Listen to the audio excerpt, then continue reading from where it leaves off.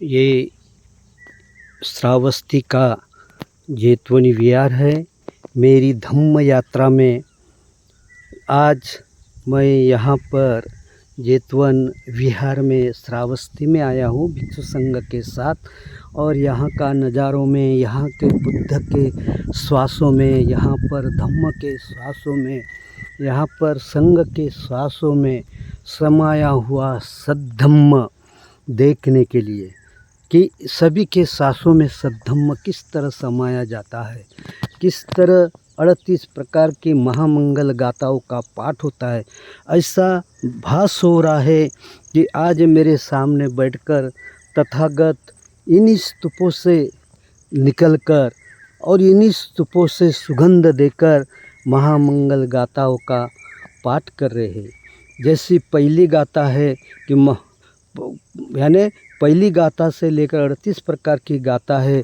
उसमें है माता पितु पट्ठानं पूतदारस संगो अनाकुलंत कम्मंता एतं मंगलमुत्तमं, यानी माता पिता की सेवा करना और उनको सभी प्रकार की सुविधा उपलब्ध करते हुए उनके जीवन भर उनकी सेवा करना, उनको किसी हालत में न छोड़ते हुए सुखी जीवन। अगर वो सद्धम्म चरित्र नहीं है तो सद्धम्म का पाठ पिलाना, उनको खाने पीने की, रहने की सभी तरह की व्यवस्था करना।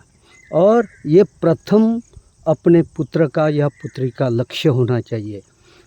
उसका लक्ष्य होना चाहिए कि हम माता पिता की सेवा करें, अच्छा सुश्रुत बने, शिक्षित बने, और शिक्षित ही नहीं तो सुंदर विचार वाले बने। और इसीलिए यहाँ पर महामंगल सूत्र का उपदेश किया है। और महामंगल सूत्र में तथागत ने जो गाथा ये कही है वो गाथा इतनी मार्मिक है, क्योंकि एक एक गाथा का उपदेश करते समय बहुत से समय निकल जाया करता है, लेकिन एक लास्ट की गाथा है तथागत की कि फुटस्स लोकधम्मे ही चित्तं यस्सन कंपति अशोकं विरजं खेमं एतं मंगलमुत्तमं। फुटस्स लोकधम्मे ही, यानी मन को विचलित करने वाले लोक धर्म है, आदमी को उलझन में ले जाने वाले लोक धर्म है। और वो लोक धर्म आदमी को कभी सुख और शांति प्राप्त नहीं कर सकते। उलझनों में रहते हुए सुलझाने का कोई रास्ता नहीं उसमें। तो इसलिए तथागत ने कहा कि फुटस्स लोकधर्म है, आपको मन को विचलित करने वाले जो लोक धर्म है, लोक धर्म यानी लोगों का, उसमें यह है लोक धर्म है कि वो उस लोक धर्म में रहते हुए मन को विचलित करने वाले, जैसा कोई झूठ चुगली, कोई अच्छा बुरा, यानी इसी तरह का फुटस्स यानी मन को विचलित करने वाले लोक धर्म, निंदा स्तुति, अच्छा बुरा, सही गलत, ये जो विचलित करने वाले जो लोक धर्म है, उस लोक धर्म में आदमी अपने आप को विचलित करता, फुटस्स यानी मन को विचलित कर देता है। फुटस्स लोकधर्म में चित्तं यस्सन कंपति, अगर ऐसा लोक धर्म जो राग द्वेष मोह मूर्ता में अज्ञानता में रहते हुए लोक धर्म का पालन करता है, तो ऐसा आदमी अगर मिल भी जाता है तो चित्तं यस्सन कंपति, चित्त को, मन को शांत रखते हुए उसका समाधान निकलना चाहिए। अगर नहीं समाधान निकल पाते तो वहाँ से दूर हो जाना चाहिए, क्योंकि मन को विचलित करने वाला लोक धर्म, चित्तं यस्सन कंपति, जैसा कोई पहाड़ कोई हवा से तूफान से उड़ा ले जाता है, उसको नष्ट कर देता है, उसी तरह लोक धर्म में गिरा हुआ आदमी, हमेशा उलझनों में रहने वाला आदमी अपने लोक धर्म में रहते हुए अपने चित्त को बिगाड़ देता है। चित्त की मन की सुख शांति बिगाड़ देता है। और सुख शांति जब बिगड़ जाती है अपने मन की, तो आदमी दुखी रोगी भयभीत हो जाता है। और इसीलिए चित्तं फुटस्स लोकधम्मे ही चित्तं यस्य न कंपति, जैसा हवा से तूफान से पहाड़ अपने ठिकान से नहीं हटता, उसी तरह शील समाधि प्रज्ञा के मार्ग पर चलकर आप लोग अपने ठिकान में बने रहे, अपने मन के शांति को बनाए रखें।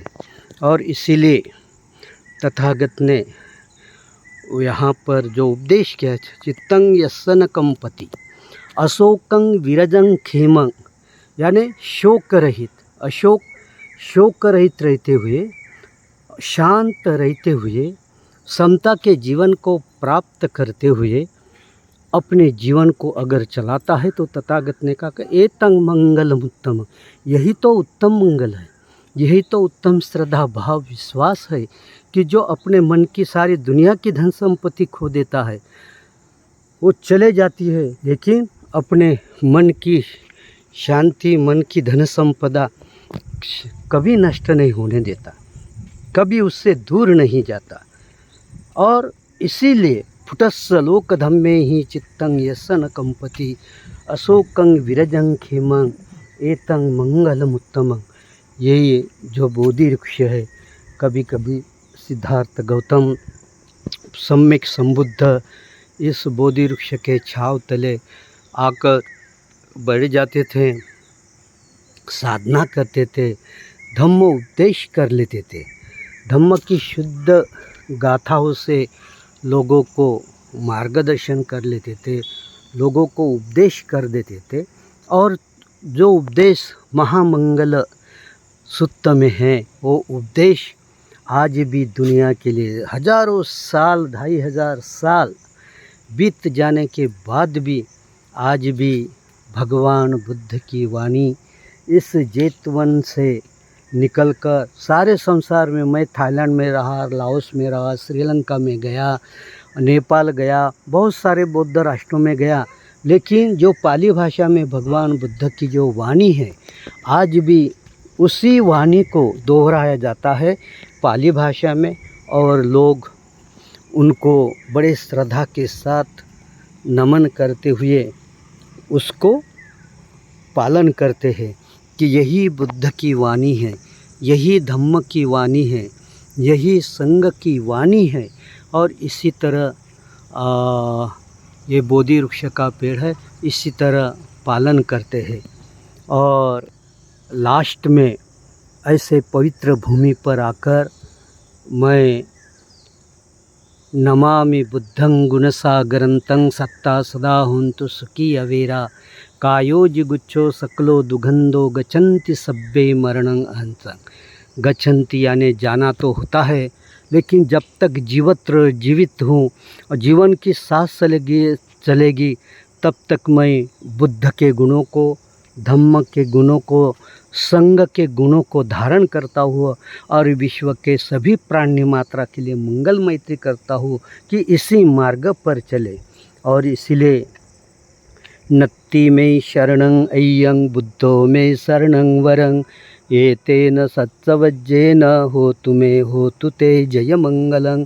नत्थि में शरणं अय्यं धम्मो में शरणं वरं ये तेन सत्सवज्जेन होतु मे होतु ते जय मंगलं। नत्थि में शरणं अय्यं संघो में शरणं वरं ये तेन सत्सवज्जेन होतु ते जय मंगलं।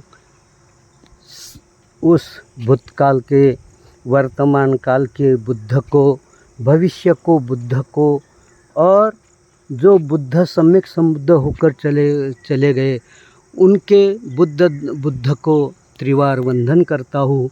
जो भूतकाल, भविष्य काल और वर्तमान काल में जो धम्म उपदेश है, उस धम्म को नतमस्तक होकर वंदना करता हूँ। और उस संघ को जो भूतकाल में, भविष्य काल में, वर्तमान काल में जो है, उस संघ को इस बोधि वृक्ष के छाँव में मैं वंदना करता हूँ अगर कायेन वाचा चित्तेन पमादेन मया कतं अच्छयं खम में भन्ते बुरी पैया ये तथागतं। अगर मेरी काया वाचा मन से अगर कोई गलत हो तो मैं क्षमा चाहता हूँ और क्षमा करता हूँ और मंगल मैत्री की कामना करता हूँ, मंगल जीवन की कामना करता हूँ कि जो जो आदमी इस भूमि पर आए तो सभी अपने दुख से विमुक्त हो, अपने भय से विमुक्त हो, अपने रोग से विमुक्त हो और निब्बानगामी पथ को, निब्बानगामी मार्ग को चलकर अपने जीवन के सारे दुखों को, स्ताप को, रोगों के स्ताप को नष्ट करते हुए शीतल जीवन को प्राप्त हो। निब्बान का मतलब ही होता है कि शीतल शांतमय जीवन को प्राप्त हो। यही मेरी मंगल कामना है।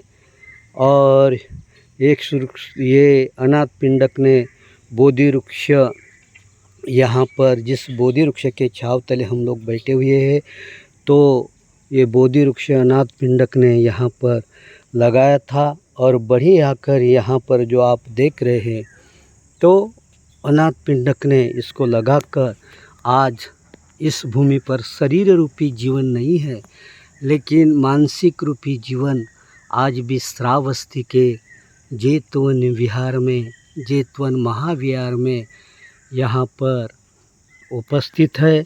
और यहाँ की उपासिका जेत कुमार, अनाथ पिंडक, विशाखा मिर्गार माता, उन सभी ने मिलकर सद्धम्म को प्राप्त किया है, सद्धम्म को पालन किया है, सद्धम्म को जीवित रखा है।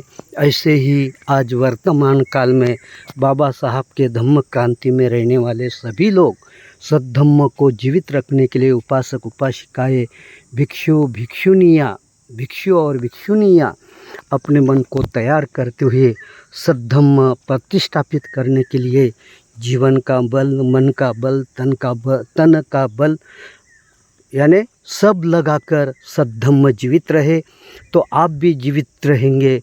और इसीलिए भदंत संघानंद महास्तवीर इस पवित्र भूमि से मैं त्रिवार वंदन करता हूँ।